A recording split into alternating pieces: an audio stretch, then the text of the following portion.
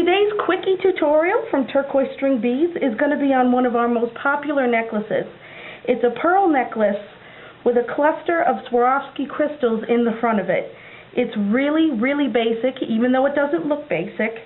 And it's basic because we're stringing them up with a Swarovski crystal that is drilled through the tip of the bicone. So it's not like a normal bicone.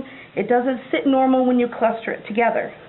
To make this necklace, you're going to need a clasp, a chain extender, some crimps, a pearl. The pearl could really be anywhere from a 4mm to a 10mm. It depends on how big you want the necklace. A top drilled Swarovski crystal. We like to use a size 8. We think it adds a little more chunk to the front of the necklace. Some soft flex, 0.014, a crimper, and a cutter. To start off with the necklace, you're going to cut a piece of soft flex anywhere from 4 to 5 inches longer than the finished length you want the piece to be, because you want to have enough room to hold on to the soft flex and crimp on the end. You're going to start in the very front of the necklace, stringing on your top drilled crystals, and I'm just going to do a small section to show you what happens when you string on your top drilled crystals. Like I said, they're not drilled like a normal bicone, and when you string them up and you squish them together, it gives it a really funky, spiky look.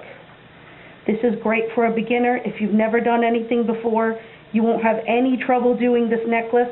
The only thing you need to know how to do is really crimp at the end of the necklace, which we will go over at the end of this tutorial.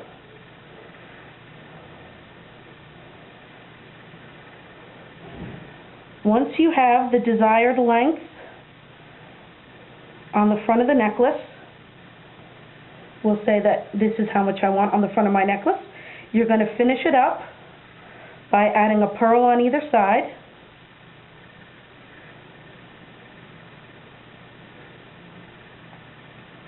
And once you add the pearl on either side, before you start to string the rest of the necklace up, you really want to flank it with a 6mm bicone on each end. Now once you string up that section and you push it together, the crystals just naturally start to clump up and they get that clustered spiky look. So it's really simple, there's no trick to it. All you have to do is string it up and then scrunch it together. Once you've done that, you're going to take the rest of your necklace and string it up with pearls until you hit the desired length on your piece. And once you have that, you're going to take your lobster claw and your chain extender and you're going to crimp them on. And I'm going to go over crimping again really quick for anyone that doesn't know. It's going to be hard to see in the video, but if you have a crimper, there are going to be 2 sections that you want to watch out for. When it's closed and you hold it up to a light, the very front section is going to look like an eyeball, and the section directly behind it looks like a pair of lips. Those are the 2 sections you're going to use when you crimp. Any other open section behind it is a part of the crimper and you don't want to use it.